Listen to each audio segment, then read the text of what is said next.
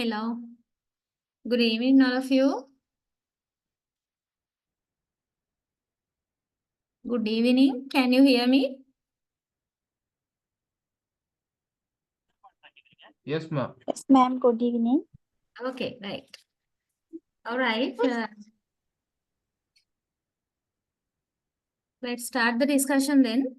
Can you, of course, remember what was discussed during the previous session? I'll share my slide.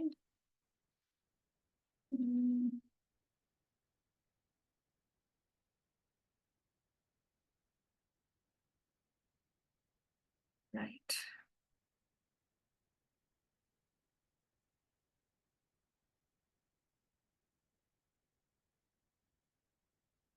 Okay.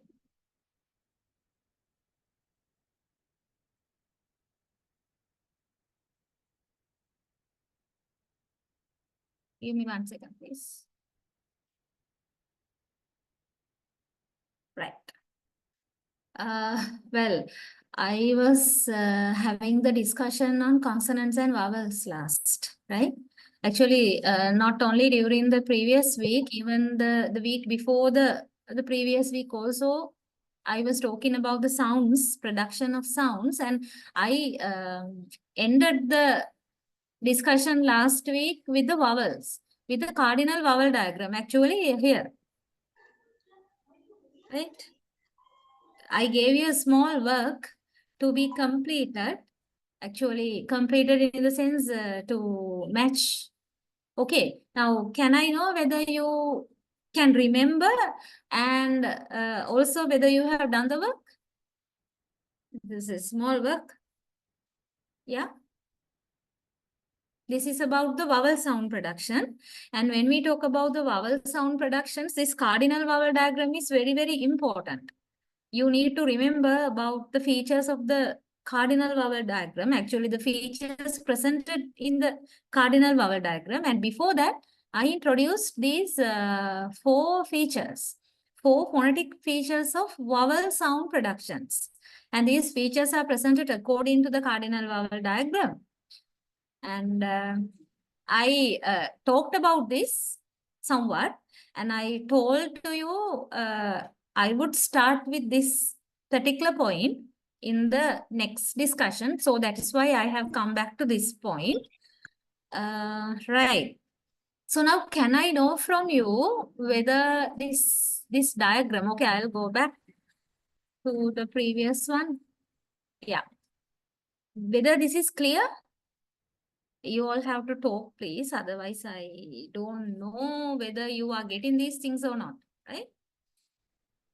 This diagram, is this clear or any problem regarding understanding this diagram? Or I mean, sometimes you might think, okay, you don't have any idea at all about this one. Okay, whatever it is, please forward your ideas here. Yeah, cardinal vowel diagram. You must have learned this earlier also in your diploma course. So then only thing is you need to refresh your memory. But if you have not learned earlier, then you have to know. Not everything about the cardinal vowel diagram, but certain things. Yeah. Is this clear? That's my question. That's a yes, no question. You can answer with either yes or no.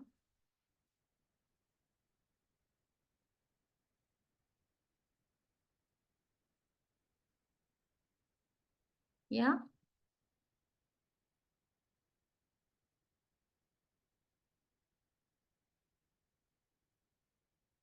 Yeah, I can wait. I mean, no need of wasting your time like this. Okay. Don't waste your precious time, your time as well as my time. If this is already clear and if you have some idea about what is presented through the cardinal vowel diagram, we all can go ahead. No problem. But I have stopped here and I'm asking from you whether this is... You can present your individual views. Okay, I know that you all are in your places now. No issue. Don't just bother about what the others may say. If this is clear for you, you can talk. Right. So those who don't have any problem with the cardinal vowel diagram, just raise your hand if you are not talking, right? If this is okay, you can just raise your hand.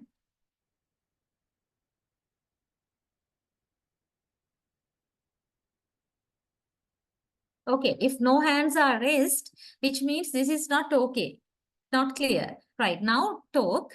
What is the problem? Yeah. Now talk freely, actually. Now, these are not questions that are being asked for the purpose of your evaluations, right? I'm not measuring you. You please simply talk. Otherwise, it's really inconvenient for one person to talk all alone, asking questions and answering to the questions. Both things cannot be done. Yeah.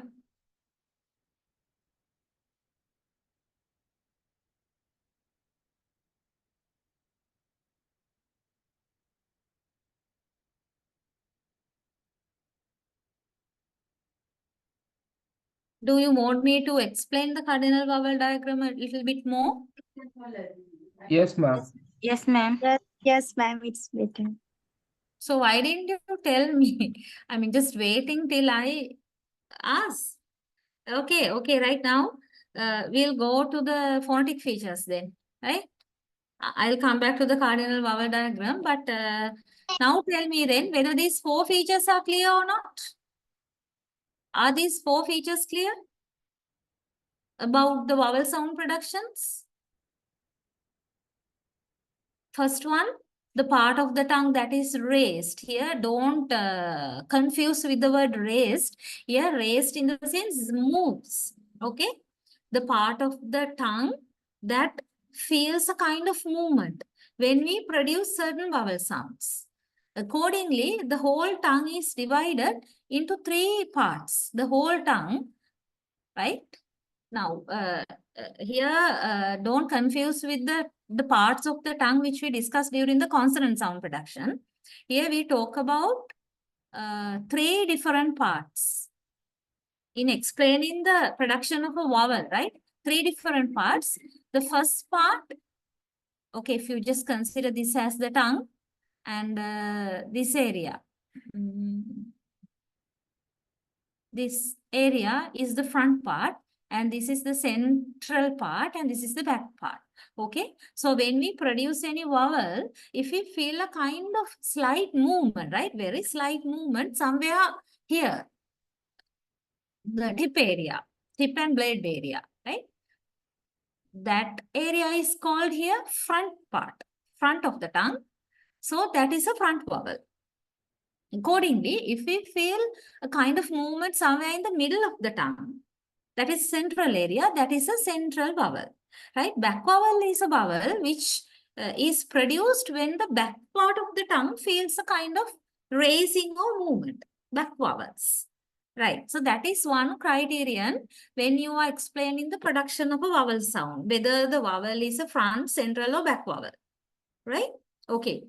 Accordingly, now you have three vowels here. I have given three vowel sounds. So you need to write them according to this order. First write down front vowel choosing from these three and then write down a central vowel and back vowel. Now to do this thing, you have to pronounce. You have to pronounce these sounds one by one individually. Right? Just say a and try to figure out which part of the tongue feels a kind of movement. First sound is a and the next vowel is e. Which part? Is it front, central or back? And the third one, u. Like that, produce without producing, you can't do this work. Okay, so that is the first criterion. I was explaining these four, so I am repeating here, okay, briefly. Second criterion is, or the second phonetic feature is the extent to which tongue rises towards the palate. Right, so extent to which tongue rises. Now this, you can imagine the level I have put here as the middle level, right? Mid level. Sometimes our tongue rises to a high high level, which is very closer to the hard palate. If the hard palate is this, right? This is the hard palate. Then when we produce certain vowel sounds, our tongue is so close to the hard palate. Sometimes it touches the hard palate. Sometimes it almost touches the hard palate, right? So that level we identify as the high level, right? And some other situations, our tongue lies at a very low level inside our mouth, very low level. It doesn't raise actually. Okay, so that is called low level, right? So then the vowels which we produce when the tongue is at a high level are called high vowels. And the vowels which we produce when the tongue lies at a very low level inside the mouth are called low vowels. And there is a mid category, which means mid vowels are the vowels which are produced when the tongue lies somewhere neither high or low, right? Middle level. Accordingly, you have high, mid, low, three types of vowel sounds. And here also I have given you three examples, but you need to use in the given space. You need to arrange these three vowel sounds according to the order given. High, mid, low, which is the high vowel, then the mid vowel and low vowel. Okay, right. And then this is another phonetic feature, the position of the mouth. So when we talk about the position, we have two positions, mouth closed and mouth open. But now don't misunderstand here. Mouth closed means we are not we are not keeping a mouth closed by touching our both lips, like not like that. Okay. So our mouth is not widely open. That is what you mean by close. Right. So there are vowel sounds which are produced when the mouth is wide open. Right. And wide open in the sense not like always ah. Okay. But mouth is open. Comparatively, there are vowel sounds which are produced when the mouth is not that open. You don't have to stretch your lips too much. Right. So here I have given you two examples, but select which is the closed vowel and which is the open vowel. Okay, right. Wait, was this one close open? Okay. Sorry, not two. I have given four actually. I have wrongly marked. I have given you four vowel sounds. These four. So you need to select which two are closed vowels, which two are open vowels. Right. The fourth criterion is the kind of opening made at the lips. Lips opening in the sense whether you are rounding your lips or not. Not means spread. Okay, so there can be two positions only the lips can take. Both lips can take. Either they can round or they unround. Unround means another word for spreading, right? Okay, so when you produce a vowel sound, if you want to round your lips, when you produce a certain vowel, if you need to round your lips, which means that's a round vowel. And all the vowel sounds which are produced when you do not round your lips are called spread vowels or unround vowels. So again, there are four vowel sounds given. So select what are the round vowels and what are the spread vowels. So that is the task I ask you to do. Now, can I know whether you have done this work? Before I go to the cardinal vowel diagram, I'm asking actually. Yeah.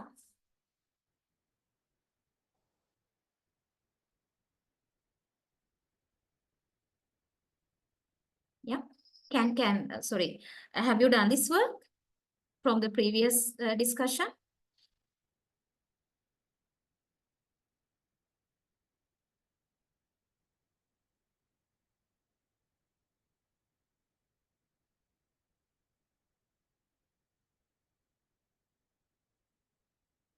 Yeah.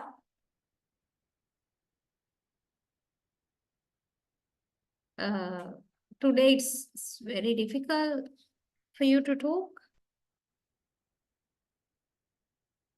Are these things not clear? If they are not clear, please tell me. You need to get your doubts clarified when you go ahead, okay? Right. Again, wait a minute.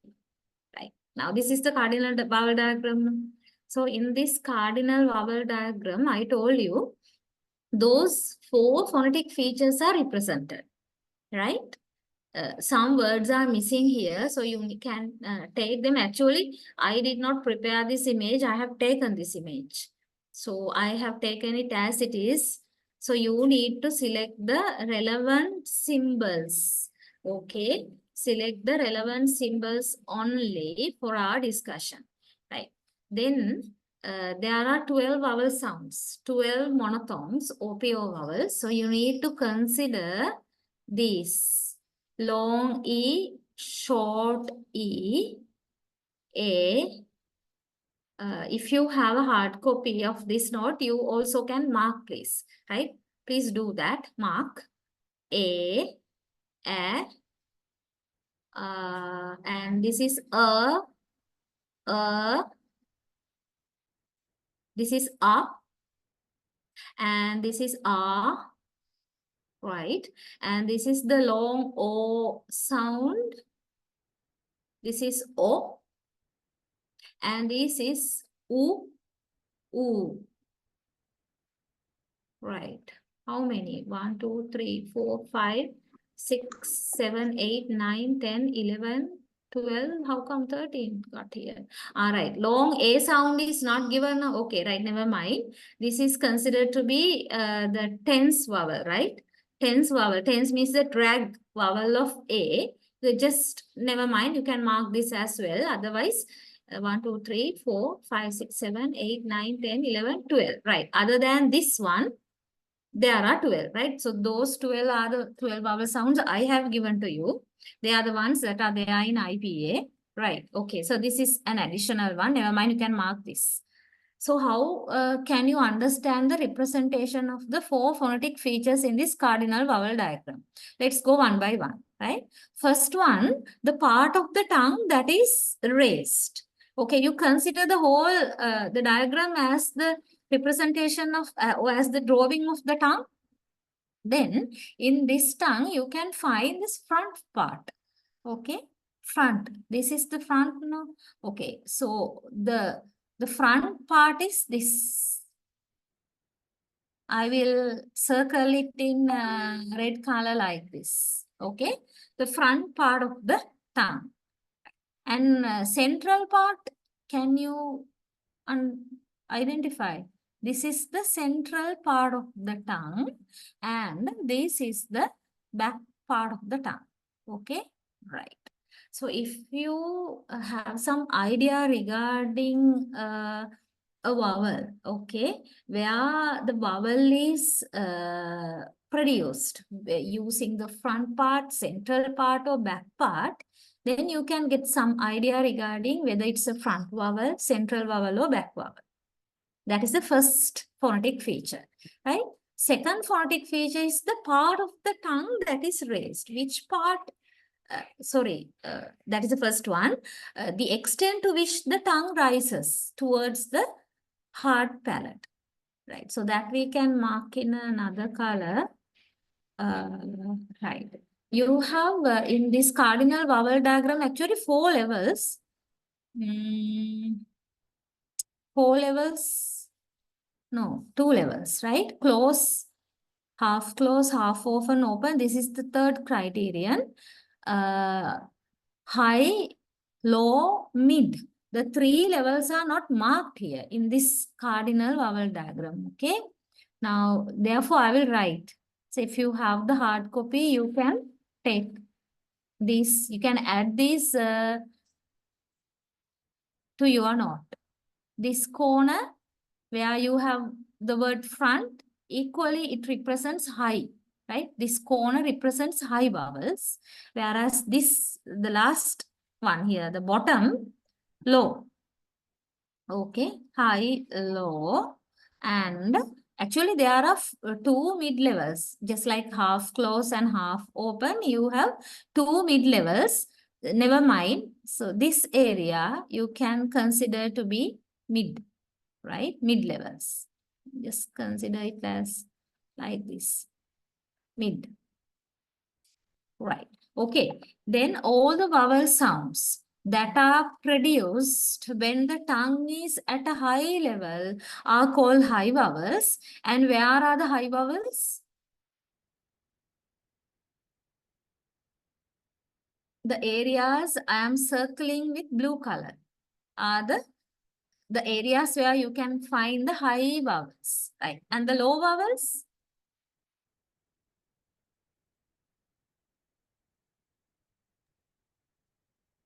These are the low vowels, whereas mid vowels are located in this mid area. Okay, right. Clear? And then the third phonetic feature, the opening of the mouth, whether the mouth is closed or mouth is open. That is labeled in the cardinal vowel diagram as closed. You can find, I'll select another color for this. Right, purple. Okay, you can see this close and open, right?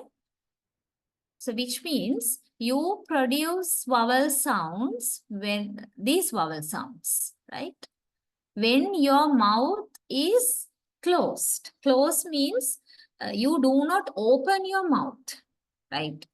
Just try to produce these vowels E, E, E, U, U, like this, right? Actually, this is the area.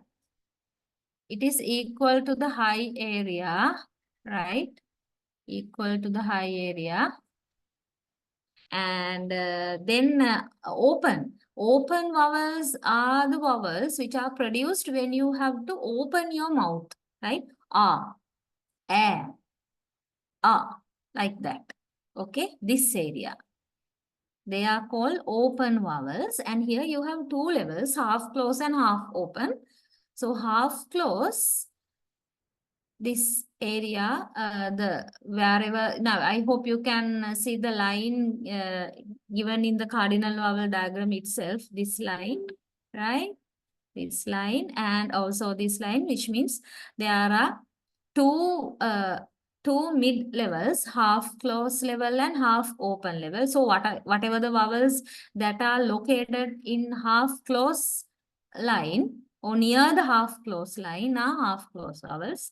And the vowels that are located in the half open line or near the half open line are half open vowels, right? So basically you need to think about close, open and mid, which means half close and half open you can consider to be mid. Okay, but don't confuse with front, mid, low division. That is something else. I'm talking about the third phonetic feature, where we talk about how much we open our mouth, whether it is almost closed or whether it is open or whether it's neither closed or open, somewhere in the middle, kind of neutral kind of situation, right? Okay, so we have, according to this diagram, we have four levels there, the mouth opening, right? The fourth phonetic feature is the opening made at the lips. Okay. Lips, accordingly, we have two types of vowels, round vowels and spread vowels. So you can find here the round vowels are here. Did you find where the round vowels are in this cardinal vowel diagram? Where are the round vowels located? This area. Okay. I will circle them in green color. The lips round vowels. So you can find oo, oo, o, o. Only four, right? Oo, oo, o, o. Those are the lips round vowels. And other than that, the vowel beginning with E here up to O, right? I will do it like this. I don't know whether you can find out the colors now separately. Right, green. The other green circle, this covers the lips unround vowels, so lip spread vowels. So easily you can remember lip rounding vowels. O are the lip rounding vowels, and all the other vowels are lip spread vowels. So it's quite easy to remember. Okay, so now I don't know. Now, what about these colors now? Hope you can find something out of these different colors. I have chosen 4 colors to indicate the 4 phonetic features, right? The red color for the first phonetic feature, which part of the tongue is moving, and the second phonetic feature, the extent to which tongue rises, is represented in blue circles in blue color. And the third one, the mouth opening and closing, right? Whether the mouth is open or closed, according to that, the relevant locations of the vowels are circled in purple color. And the last one, fourth phonetic feature, lips rounding and spreading. That category, these 2 categories, right, are represented in green circles. Right. Okay. If you want, you can take a screenshot if you don't have a soft copy, hard copy. If you have a hard copy, please add these changes.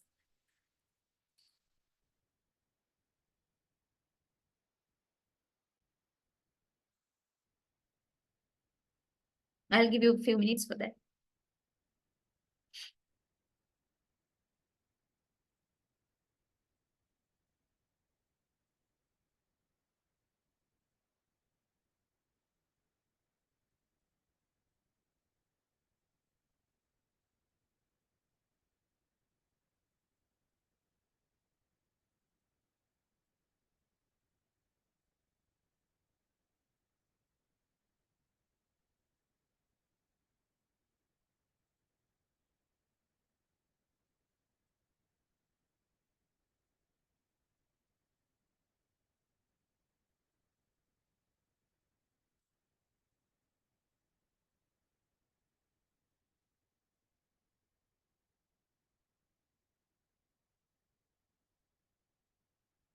Okay, once you are done with the cardinal vowel diagram, please do that small work where you need to select the vowel sounds according to the type, right?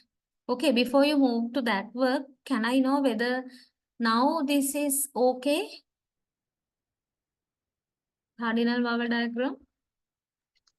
Okay, madam. Yes, ma'am. Right. So is it all right if I move on to the next slide, or do you want me to keep this for some while, some more minutes?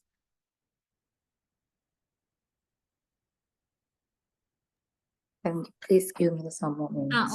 Okay, right.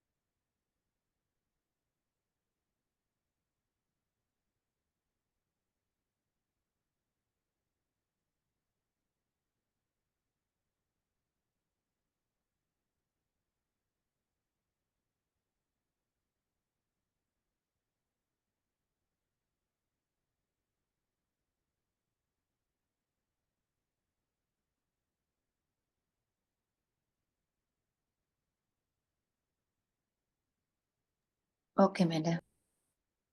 Okay. Others also, I think, done. Right. I'll move on.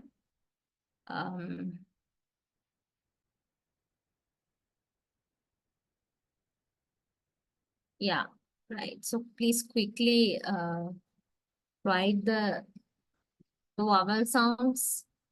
Here you need to take from the given three. No, you don't have to. Only three are given. The first one, only three are given. So you need to arrange, right? What is the front and what is the central and what's the back, like that. And in the second one also, I have given three only. Identify which is high, mid, or low vowels.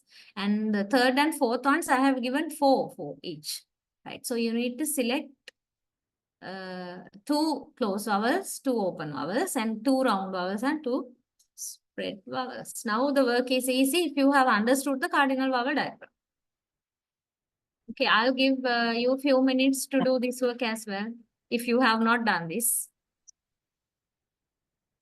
Okay, right.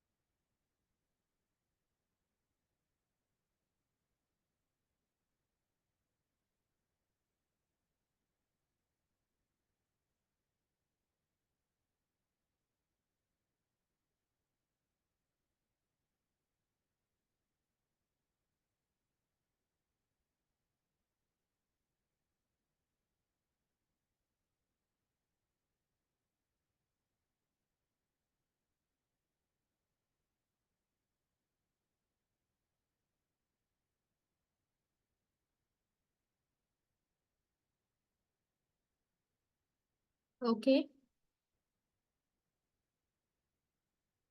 Right. Can I know about the first one? First one is center. Sorry, center. Second E front. O is the back. Second one, E. Front. And the last one? Last one is back. Right. Okay. What about the others? Others also must have done. I think the time was enough. And if you have different answers, please tell. Okay. Switch on your mic and please talk. Anybody can talk, right? Anything related to what we discuss here.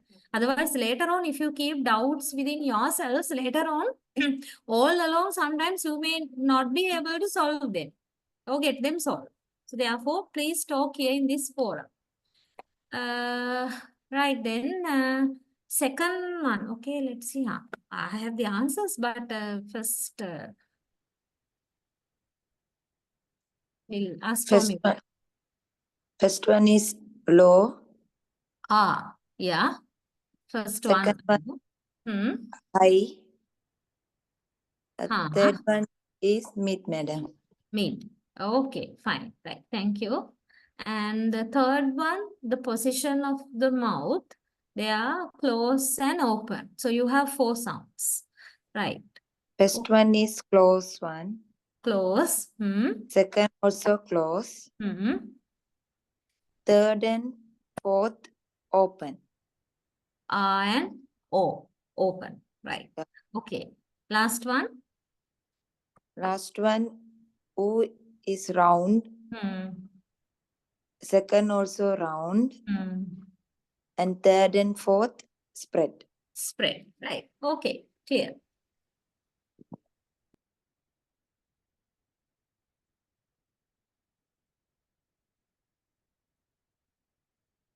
I have written the symbols according to the order I have given here within brackets. Okay.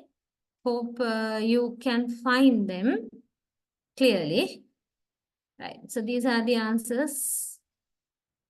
Answers in the sense, these are supposed to be examples. Okay. Don't think that these are all the vowels, all the front vowels are here, all the central. No. Only few examples are given for you to understand the point. And you need to understand these phonetic features along with the cardinal vowel diagram, right? Not separately. So that is why I discuss cardinal vowel diagram too at the same time when I introduce the 4 phonetic features, right? Okay. So check your answers.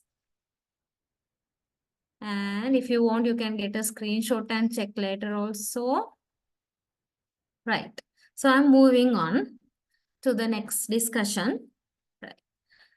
Types of vowels. Actually, this is not a new thing because we were talking about the types of vowels when I was discussing the 4 features of the vowel sound production. Okay, so there you got to know about the high vowels, front vowels, mid vowels, back vowels, etc. So these are the different types of vowels, right?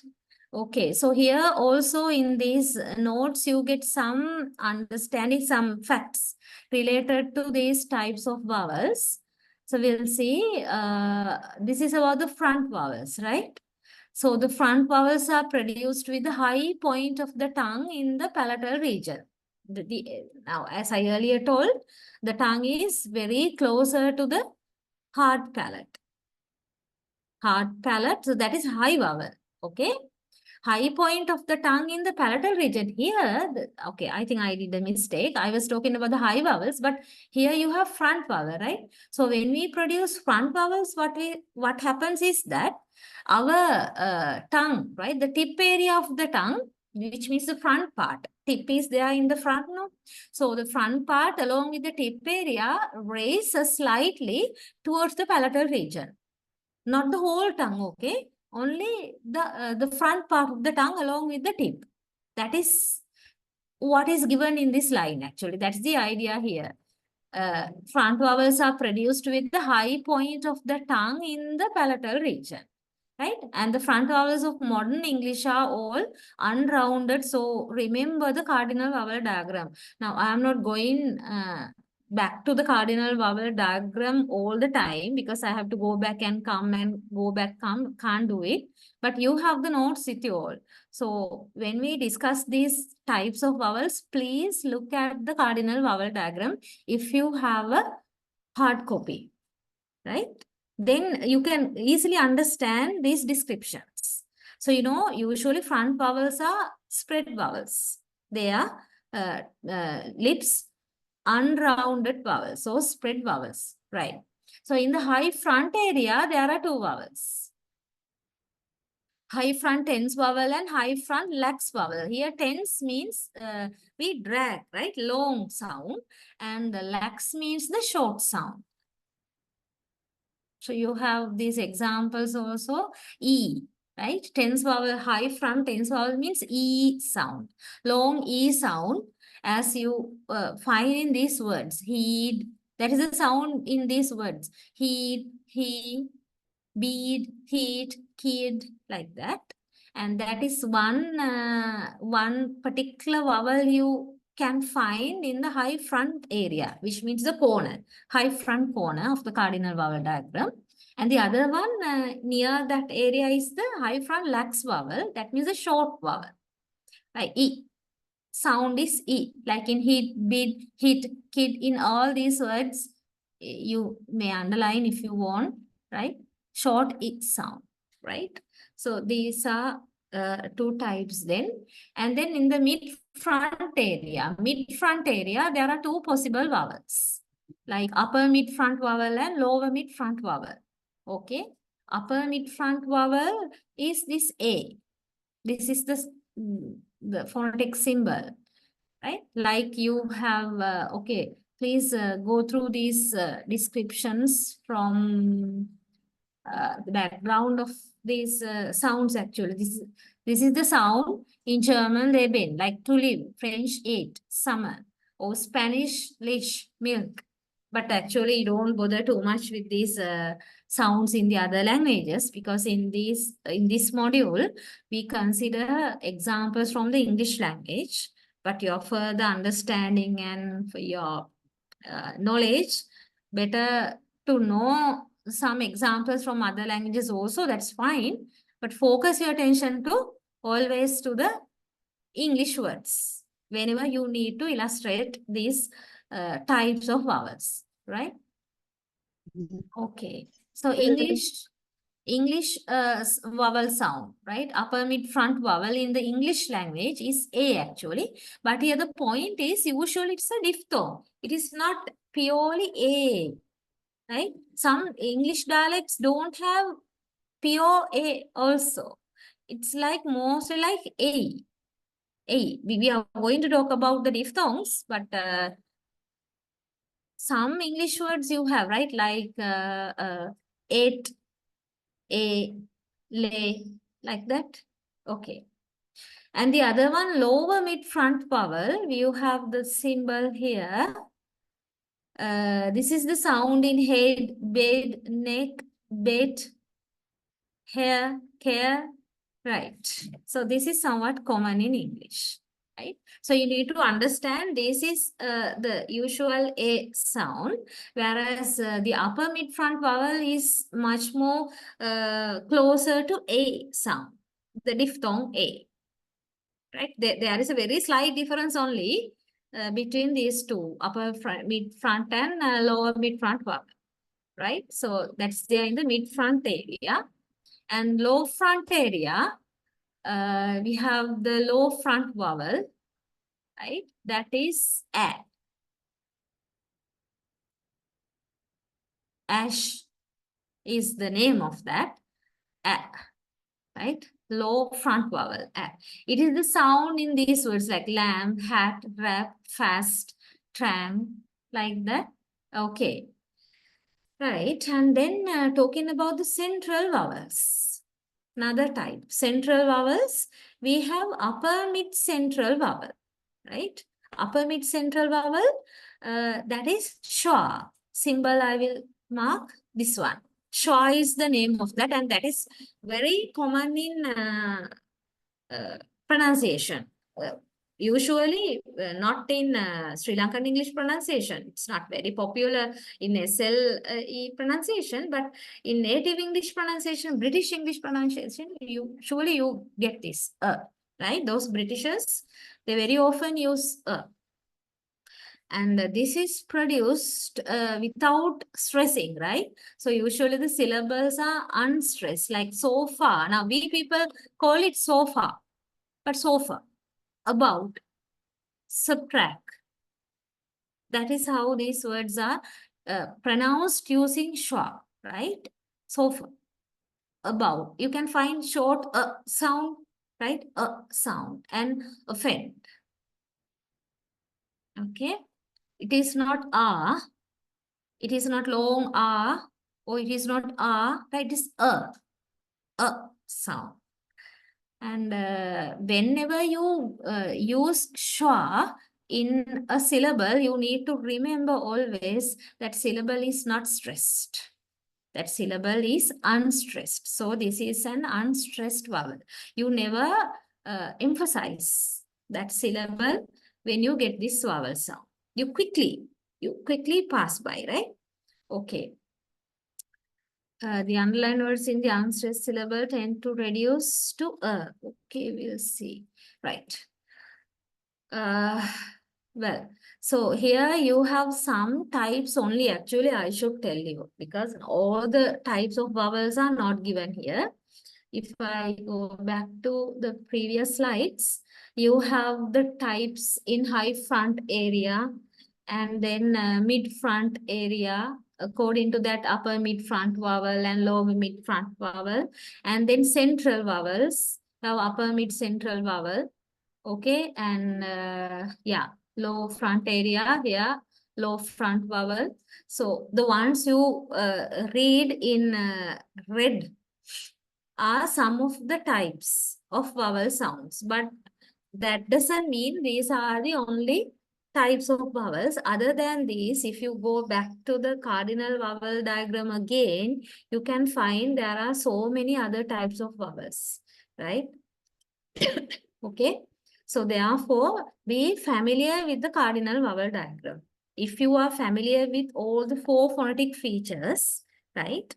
And how these 4 phonetic features are represented in the cardinal vowel diagram, then easily you will keep at least some of these types of vowels in your mind. You don't have to have any effort, right? Automatically you would remember. But for that, you need to understand cardinal vowel diagram and how these 4 features are represented in the cardinal vowel diagram. You need to understand that. Okay, right. So you need to put some work to that area, especially talking about the types of vowel sounds. Because, you know, vowel sounds are not as easy as the consonants. Talking about the place of articulation of consonants and manner of articulation of consonants, you know, they are quite obvious. We can, I'm comparing consonants and vowels here, right? Their productions. Talking about the consonants, like, for example, if we talk about the bilabials, we know definitely at the 2 lips they are produced. And bilabials are different totally from the labiodentals or alveolar. Alveolar consonants are produced using the tip of the tongue and the alveolar ridge. That is totally different from the bilabials or palatals or velars.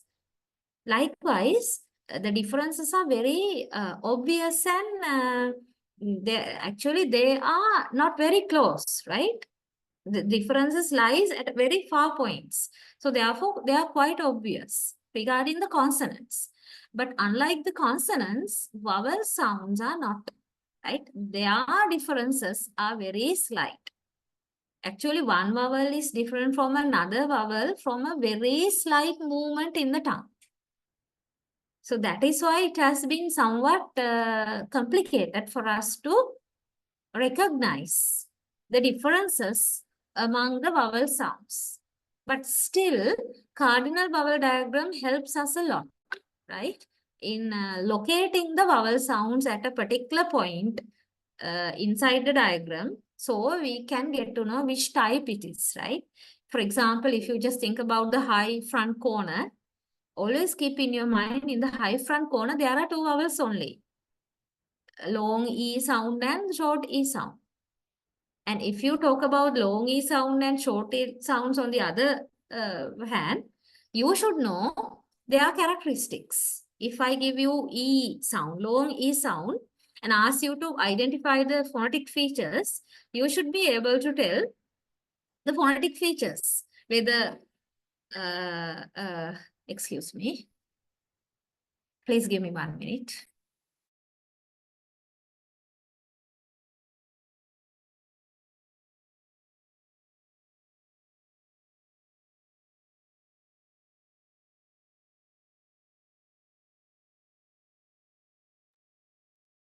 Right.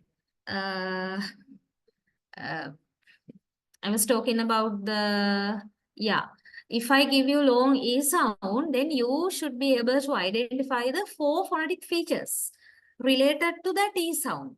Whether it is according to the first phonetic feature, whether it is high, front, central or back.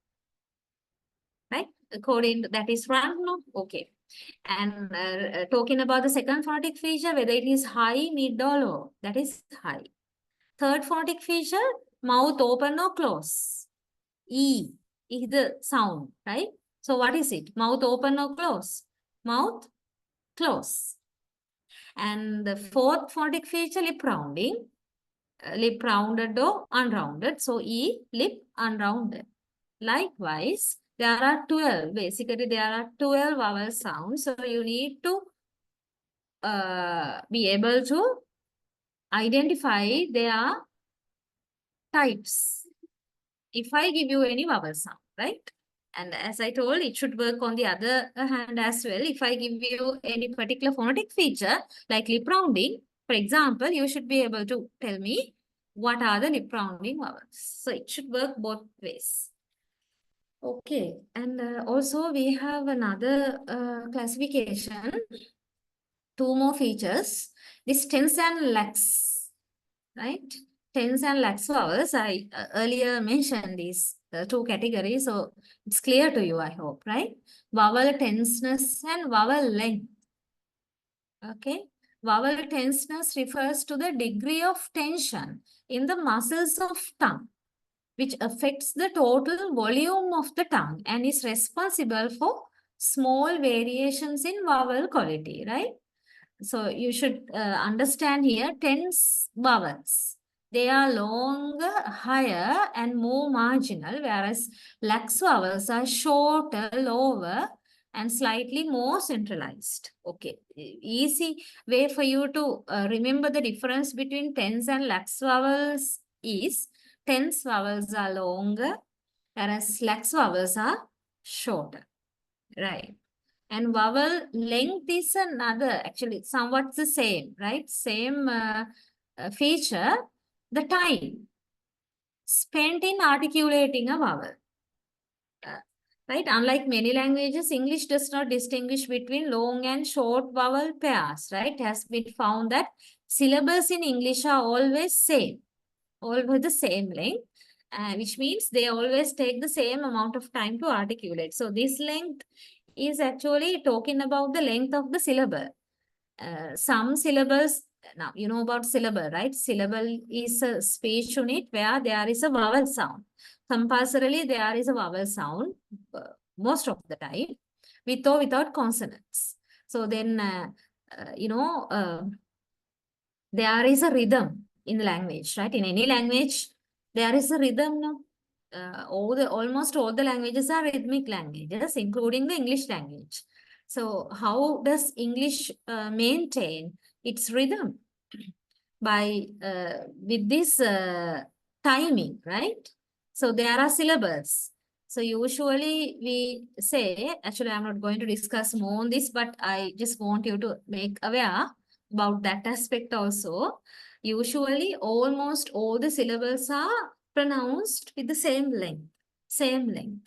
But the thing is, all the syllables do not carry same sort of vowels. No? There are tense vowels and there are lax vowels like that. But still, there are same length, right? The same length is maintained between the syllables as well as syllables themselves. So that is which makes the language rhythmic. For that, this vowel length is the important factor. Okay? To maintain the rhythm of language, keeping the length of the vowel is important because vowel is there inside a syllable because of that factor. Okay, so I'm not going to discuss more on that one, right? You just be familiar with these two types. When you talk about the tenseness and length of the vowels, tense vowels and lax vowels. So any vowel is either a tense or lax vowel. Okay, which means a short or long vowel in very brief. So you can remember it like that, right? Okay, then we have finished the vowels. Actually, I should tell you, I am discussing these things quickly because we have a lot to discuss in this module. But it's up to you to go for further knowledge. Actually, you have a module. I think you all have the module, the long, lengthy module, right? But You can read the module and try to understand, but it is somewhat deep, okay? So you will not be tested. Your questions will not go into that deep in certain areas, but for your further knowledge, it's quite good for you to read that module, right? Module on the linguistic structure of modern English, right? Okay, then let's move on to the diphthongs. Diphthong as the next classification. Okay, please go through this part. I have added this area as well as, okay, the diphthongs to your note. Please go through this and get some basic idea about what the diphthongs are.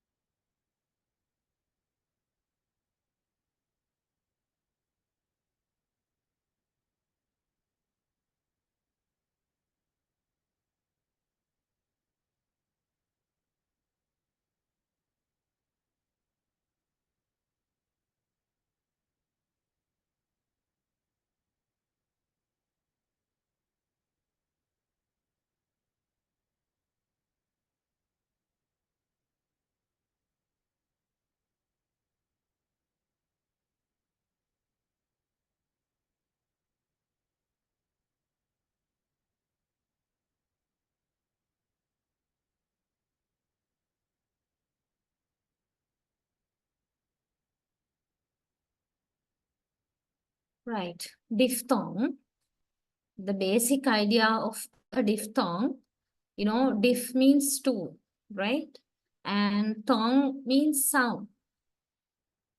So diphthong means two sounds, but you need to understand here two vowel sounds, right? Two vowel sounds together form one unit, and that one unit is called diphthong. So two vowel sound in the sense here you need to understand there is a glide from first vowel to the second vowel. Gliding, you know what gliding means, right? Tongue glides from one vowel position to another within a single syllable. Within one speech unit means within one same syllable. So it is produced as one continuous sound, right?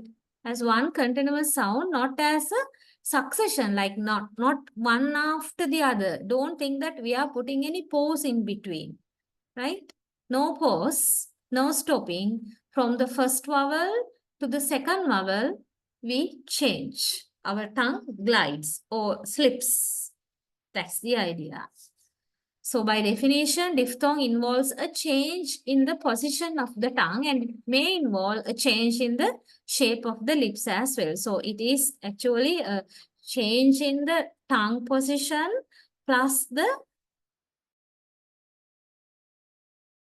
shape of the lips also, not only the tongue. So here two articulators. One is the tongue, the other one lips. Two articulators are involved in the production of the diphthong. And also in the gliding, in the changing from the first vowel to the second vowel within the same diphthong. Okay, right. Now here, I think I have given you the diphthongs. There are 8 diphthongs. Yeah. Sorry, these are the 8 diphthongs. So you need to be clear with the sound as well as the symbol. Okay, sound and the symbol, because in Sri Lankan English pronunciation, sometimes certain sounds may not be familiar to you. Because instead of certain diphthongs, we are used to produce monophthongs. Monophthongs or pure vowel sounds. The tense monophthong, not the diphthong. First diphthong itself is an example for that. Because you can ask from yourself how you produce this. Produce this, how do you say C-A-M-E? How? Can any one of you switch on the mic and tell me the first 3 words? Without thinking anything, right? Without thinking too much, just say. Now these 3 words you know. So anybody can say. Ham, Yeah? main, The Sumaya, you are doing it using the diphthong A. That's correct, right? But sometimes you must have heard came, main, rain. Haven't you heard like that? People are telling. Some say, right? But the exact pronunciation is not came, that is came. Not main, main. Not rain, rain. So this is the diphthong A. A, E, together, quickly, A. Okay, right. So, like that, we have the second diphthong, A, E, quickly together, I. Like high, shy, and oil. Like boy, oil. Okay. And the fourth one, ow. That is A, U together, ow. Like in how, house, cow, etc. And the fifth one, this is A and U together, O. O. Like S-E-W, you pronounce it as so. Not so, no, right? So. And we have another example, G-O. You better write down some more example words, then it will be easy for you to keep these diphthongs in your mind, right? You pronounce and write the other thing. In SLE, we pronounce G-O as go, right? I go home, like that. But it is usually pronounced with the diphthong O, like go, go. The next one, ear, like period, serious, right? And the next one, together, air, like there, prayer, chair, air, etc. There are so many words. Sometimes you must have heard there, right? AR, AIRS, AR, chair. That is different, right? That is typical Sri Lankan English pronunciation. It is actually the second vowel sound, not a, right? Air. Okay, and the last one, like poor, tour, etc. All right. Okay, so these are the 8 diphthongs. Then you need to remember. Right. Now here you can find, yes, the diphthongs of North American English, not the British English actually. But you can get some idea by looking at this diagram. This is the horizontal axis of the tongue and the vertical axis of the tongue. So you have this front area, central area, and back area. I hope you can understand this diagram, okay? And the upper part is this high level, mid level, and low level, okay? Right. So tense, lax, upper, lower divisions are also marked there. So you can get some idea. This we have A, I, right? And certain syllables you need to disregard actually, right? Otherwise, you might get yourselves confused because this is from sounds exactly. Now, this is a dialect of North American English. Therefore, just don't get yourselves confused with these some of these symbols, right? So I hope you can understand this. The arrows. Arrows indicate the gliding position, right? How the tongue glides from one vowel sound to another vowel sound. Actually, right here from A, E.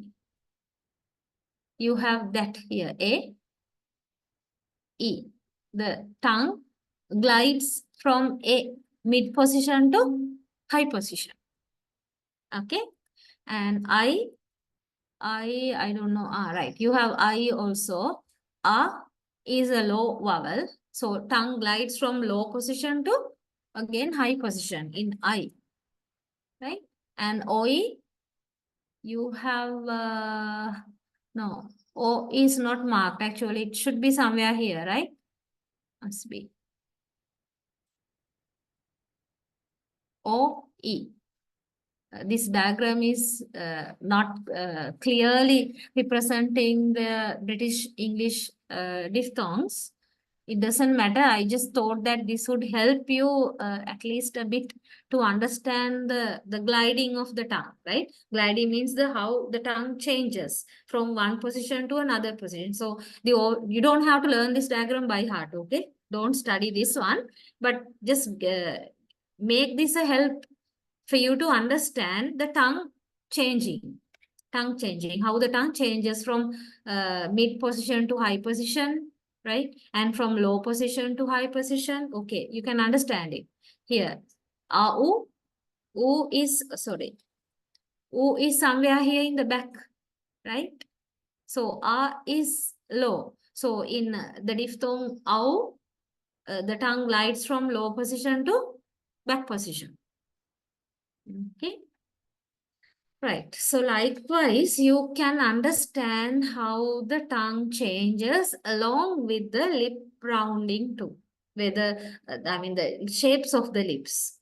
How the lips are shaping, lip shapes are also getting different along with the tongue gliding.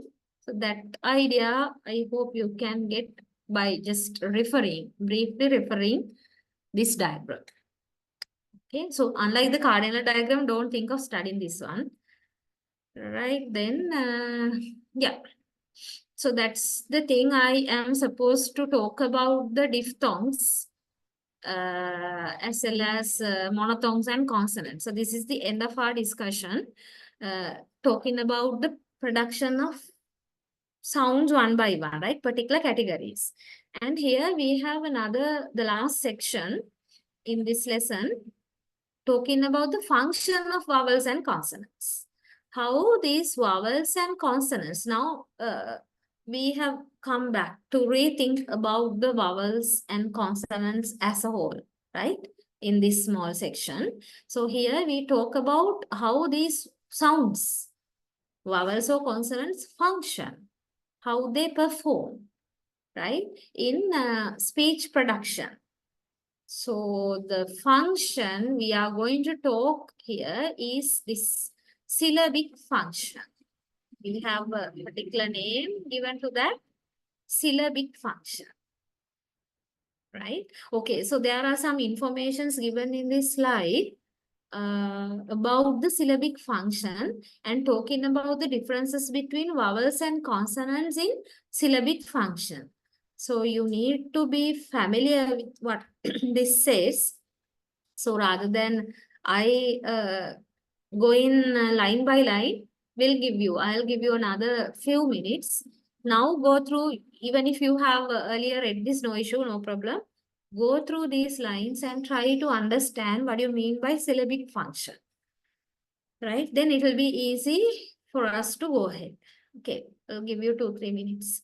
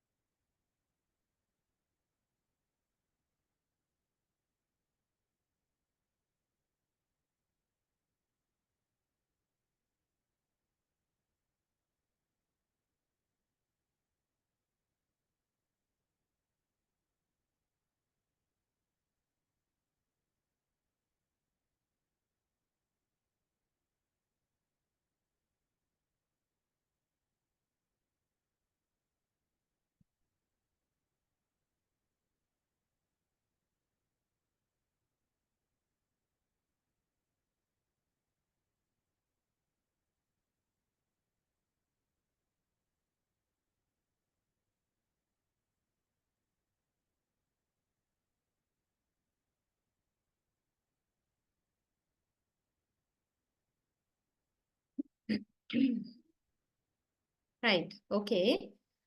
Syllabic function.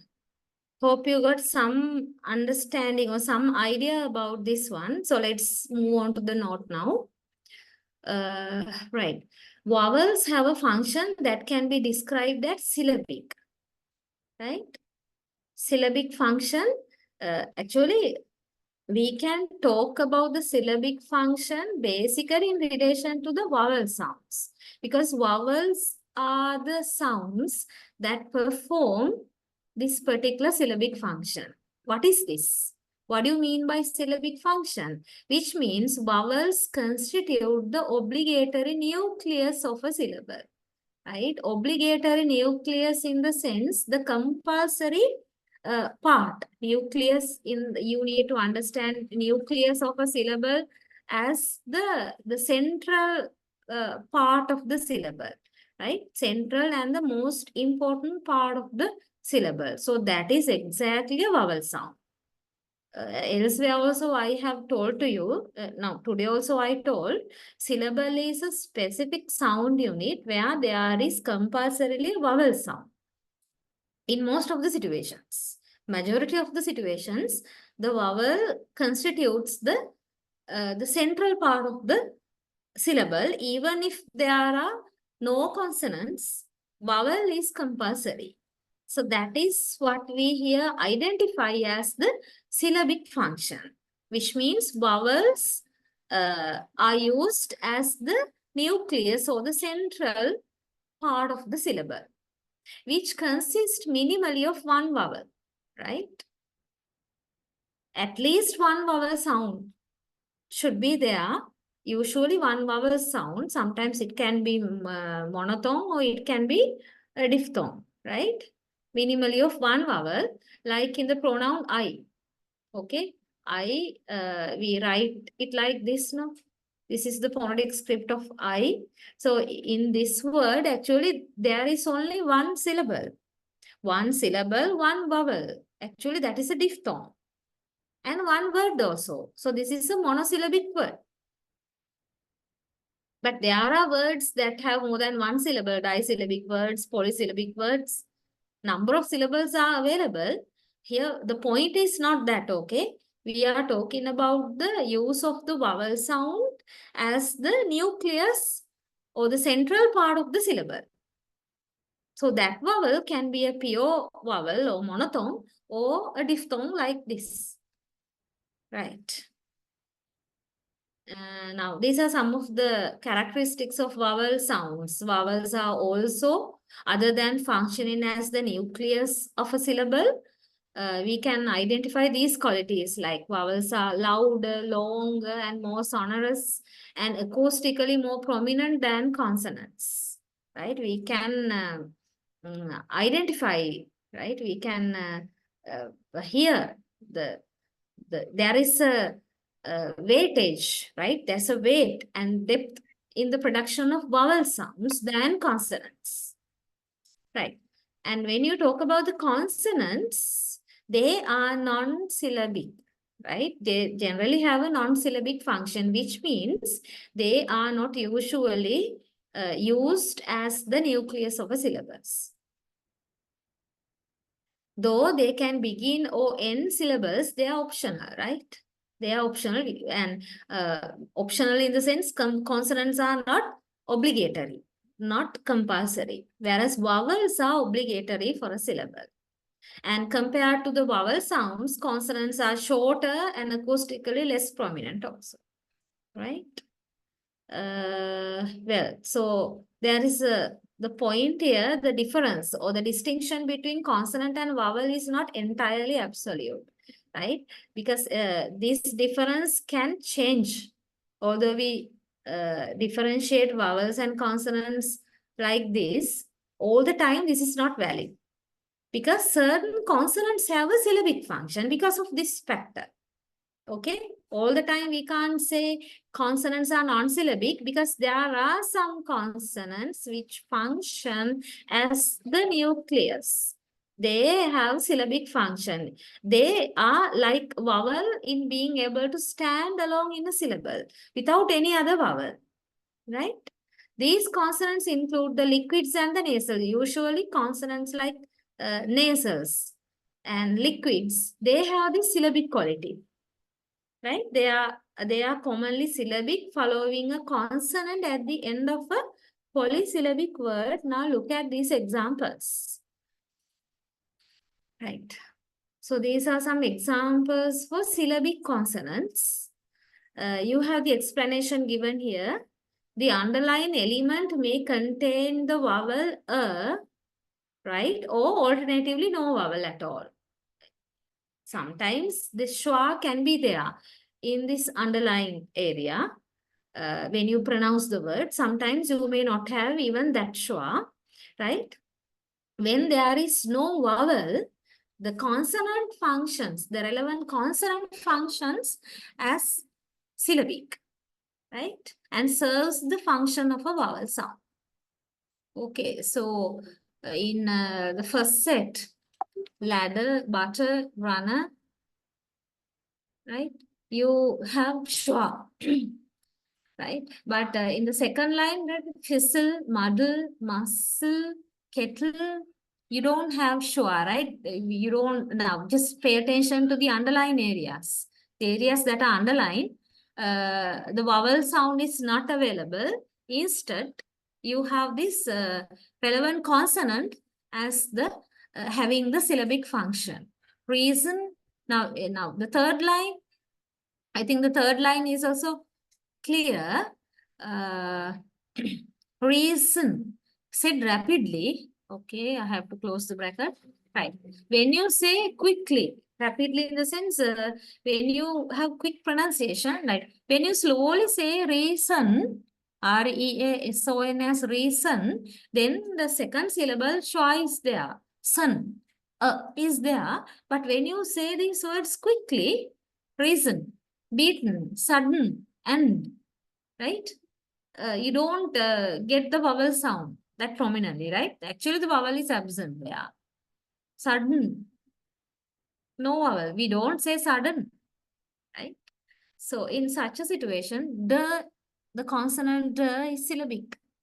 T is syllabic. N is syllabic. As well as N, they are syllabic. Because the vowel is absent. Vowel is not pronounced.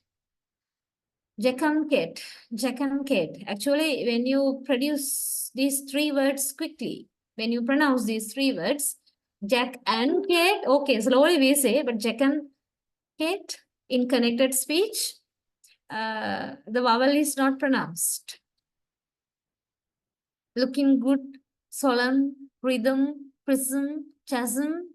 In these situations, these nasals, m, n, and m, they are syllabic. Okay, right. So I hope you got the point here. Point is actually our discussion is about the function of vowels. So basic point is vowels have the syllabic function and consonants have the non-syllabic function. But there are exceptional situations where even the consonants function as syllabic, right? As syllables, or consonants also have syllabic function, and you can find the relevant exceptional examples for that point. Okay, right. Hope that latter part was clear to you, talking about the function, right? Syllabic function. Well, I think I have come to the end of our discussion on consonants and vowels, that lesson. Now you have two works at the end, two small works, but I don't want you to do the work now during the lecture time. Do this work later. But understand the question here. Give a complete description of the vowel sound represented by the symbol and then give an English word containing the sound. Right. So here there are two things you need to do. 5 vowels are given.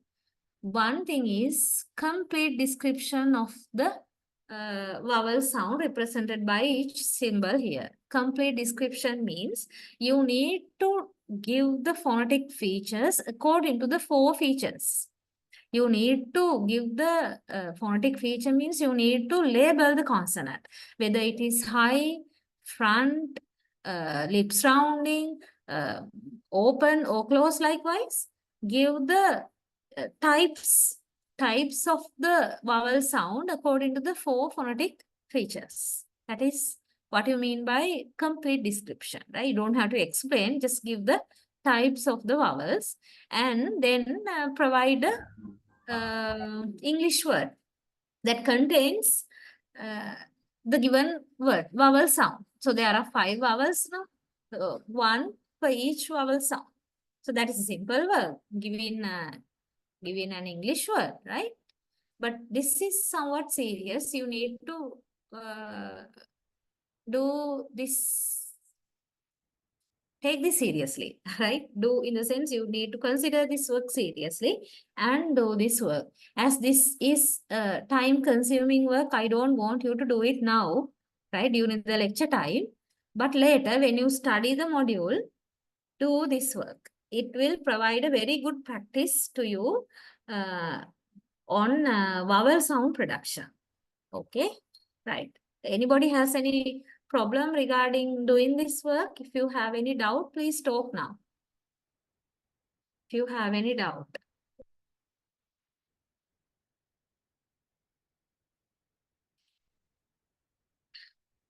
Do I have to explain the question again?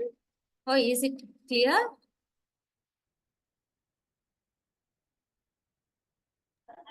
It is clear, ma'am. All right. Okay. So I hope everybody would try this, right? Okay. And there's this last work. This is actually very simple work. Okay. So therefore, I want you to do this. Even if this is simple work, there are so many words actually, right? But not all the words. At least first few, right? The question is give the phonetic symbol for the vowel sound in each of the following words. So in all these words, you have only one vowel sound, which means all are monosyllabic words, right? All are monosyllabic words, only one syllable is available. Within that, one vowel sound. And that vowel sound can be a monophthong or diphthong, right? That might change, but only one vowel. So you need to find out that one vowel sound and write down the symbol of it. If you have a hard copy, you can easily do it, right? Write the symbol of the vowel in front of each word. Still, if you have the soft copy, just in a separate paper, write the symbol. So, to write the symbol, you need to identify the vowel sound, okay? Then how are you going to identify the vowel sound? You need to loudly pronounce the word. If you do not pronounce, you will never be able to identify the vowel because there are 12 monophthongs, 8 diphthongs, 20 vowel sounds are there. So you can't identify what the vowel is without pronouncing. That's not possible. So you, now as it takes long time, I don't want you to do all this now, okay? Right? Therefore, okay, we'll just write the symbols of the first five words up to this, right? Others also you have to do actually, right? But later, okay? Take this as a practice. If you do these exercises, it will be really easy for you when it comes to talk about your evaluations also, right? Okay, so I'll give you a few minutes. Don't think of checking the dictionaries or, right? Don't do that. All the words you know. So simply pronounce and write the vowel. Okay, I'll give you a few minutes for this work also. Right. Madam, Yeah. could you please give me, for example, first one? First one. Okay. First one is build, right? That is the word. So we pronounce the word as build. Build. The word, don't let the spellings trouble you. Okay, spellings are there for you to read the word, then identify what the word is. That's all. After you recognize the word, just forget about the spellings. This is build. In build, how do you say it is build, which means E. The vowel is short E. Lax vowel. You don't have to write the types and all these things. Okay, write only the symbol. Okay, Okay, madam. either this symbol or this symbol. Both symbols are okay, right? Both are okay, but write one symbol, which is familiar to you. Both are fine. All right, so I did the first one now, no? So you need to go down now. You need to do 5. Okay, right. Thank you, madam. All right.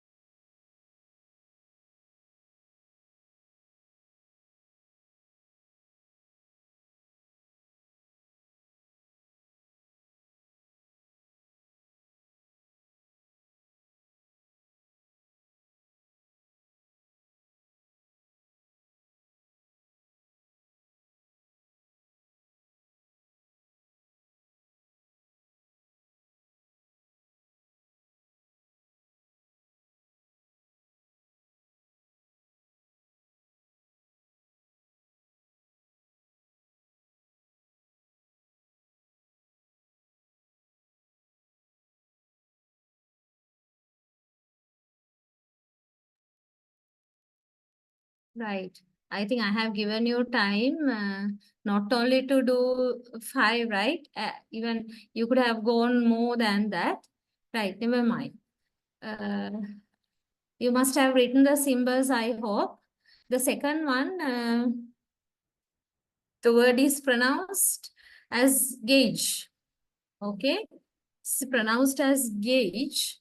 So the vowel is rather than monophthong or diphthong, right? So you check please whether you have identified the vowel sound correctly. A sound, right?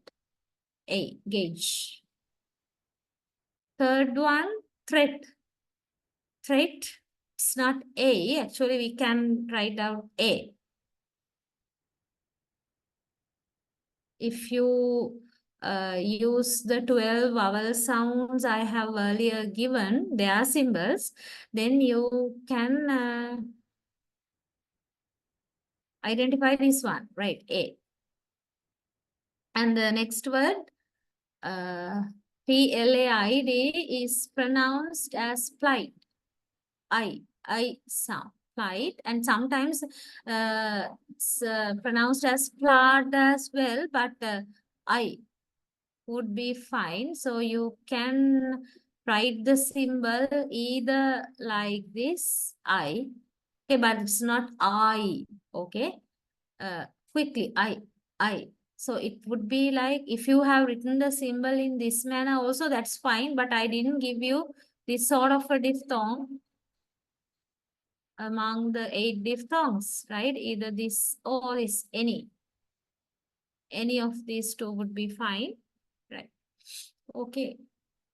Then the next word, EARN, is pronounced as earn, the tense vowel.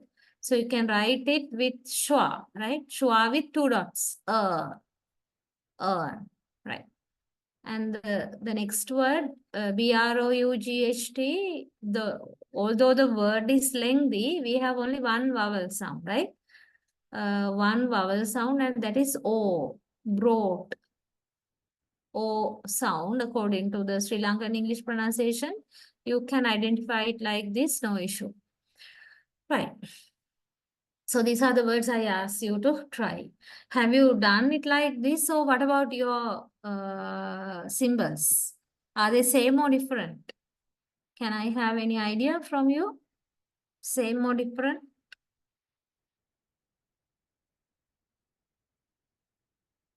Hope you are not writing now. Okay. You must have written something. Can I know whether you have identified like this or whether your symbols are different?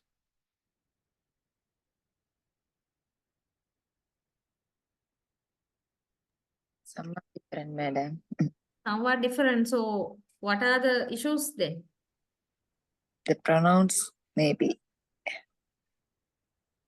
Pronunciation. Yeah. Okay. Yeah, that's why. If you go wrong in your pronunciation, then your identification of the sounds will also be different, right? Will be wrong. That is there. So Madam. pronounce correctly. I am not asking you to pronounce like exactly the same British or American English.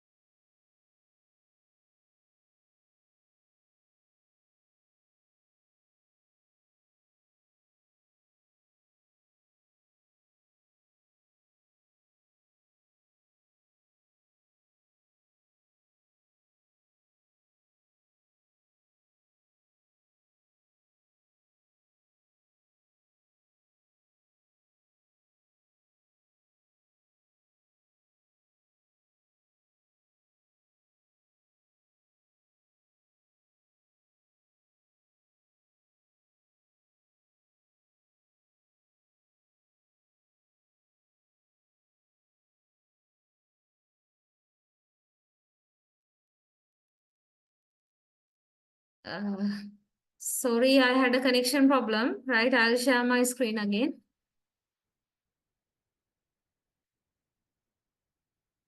Yeah, now, right. So unfortunately, what I wrote, they have gone now. Okay. Can you hear me? Yes, madam. Yes. So hope you must have got the symbols, right? From the earlier writing. So I'm not going to write the symbols again. Please do the other works, identify the vowels of the other words also. As I tell you, that will be a very good practice for you to remember the phonetic symbols and how even identification of the sounds, whether the sound is vowel or consonant primarily, and if it is a vowel sound, what type of a vowel sound is that, right? All these things, monophthong or diphthong. And if it is a monophthong, what is this? Diphthong again, what type? Like that. Okay, so please practice. That's what I want to tell you. I can guide you, I can give you the basics, the theory, rules and everything, but practice part is totally upon you. Okay, right. I'm going to stop that. Actually, this is the end of that lesson. And I don't want to stop my discussion in this point because I have some more time also. So I will not waste the time. Give me 1 second, okay, to go to the next discussion. Right.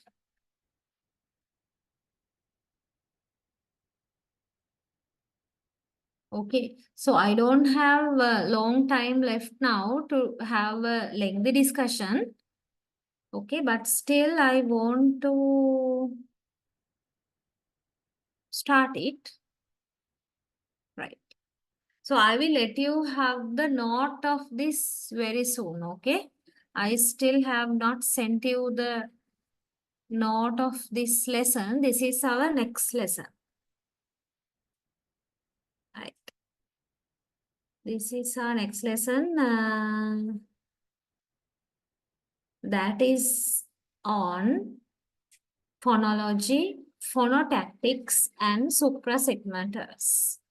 As you can see, there are 3 areas here in this lesson, right? Phonology. Okay, 1 second, please.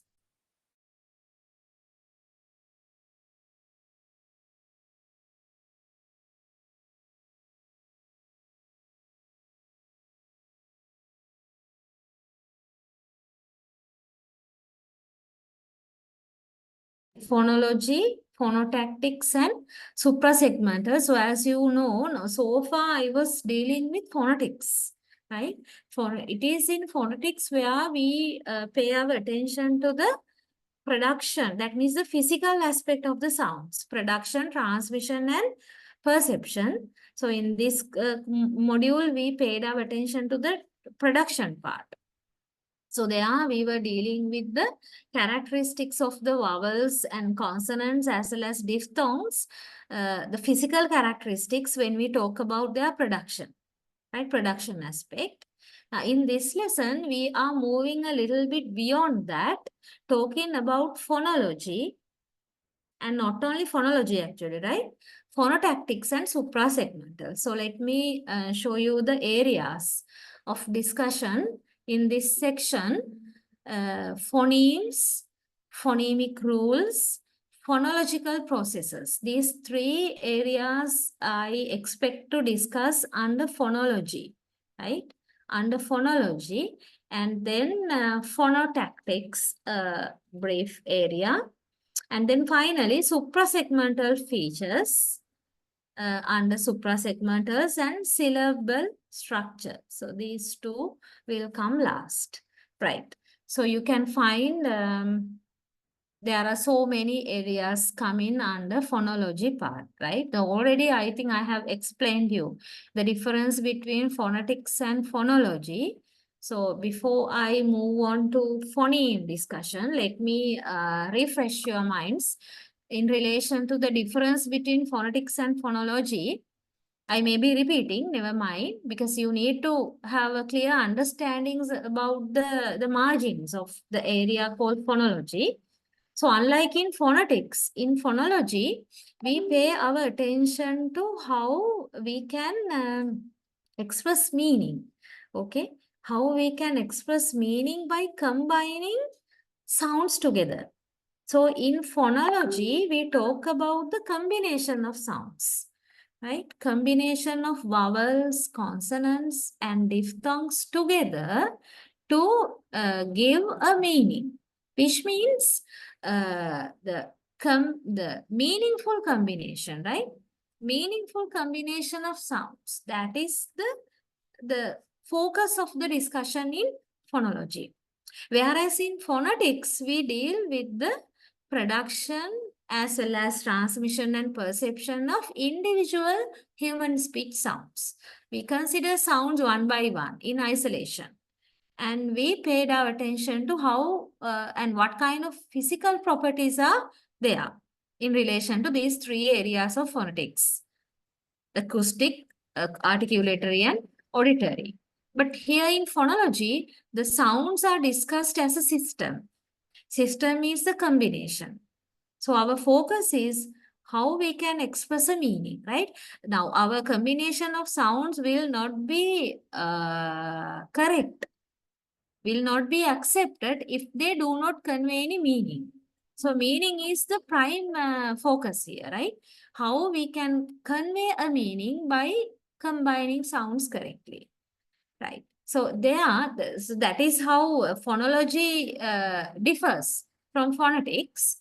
And when we talk about phonology, we use certain terms, right? One basic term is phoneme. So in phonetics, we talk about human speech sounds. The same thing, same concept is further discussed in phonology as phonemes. Actually, phonemes are not anything else but the human speech sounds. The same thing presented in phonology as phonemes, right? And there are rules, right? That are discussed as phonemic rules or phonological rules, and that is further discussed as phonological processes. The rules are discussed as phonological processes also. So that is what we are going to pay our attention to next, right? Okay, so we are going to talk about the phonemes first in this discussion. And already you know about the phonemes because phonemes are the human speech sounds. But so far we were talking about the human speech sounds in relation to their classifications, right? Vowels, what are the vowels, what are the consonants, and what are the diphthongs, and what are the speech organs we use to produce these sounds one by one, like that. But in the discussion of phonemes, we are going to talk about their properties, right?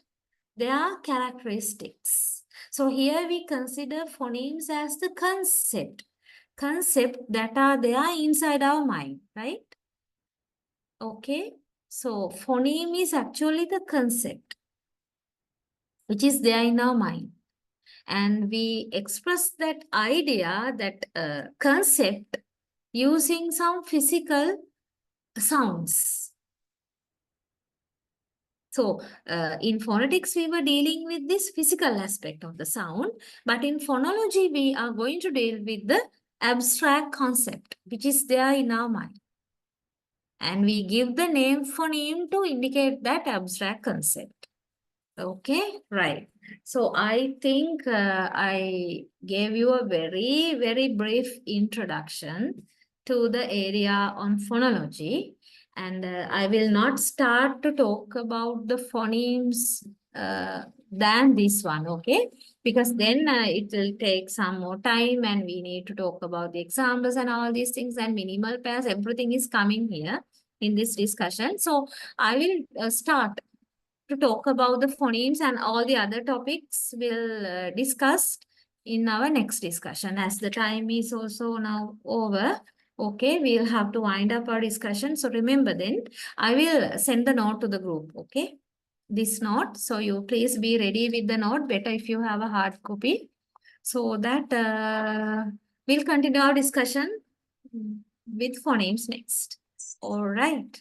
So if you have any problem from the areas we discussed today, please don't forget to forward them in the next day. Okay, right. All right then. Yeah. Okay, so all of you, good night, and we'll meet in the next week. Okay, see you. Bye. Thank you, madam. Bye. Night, madam. Good night, madam.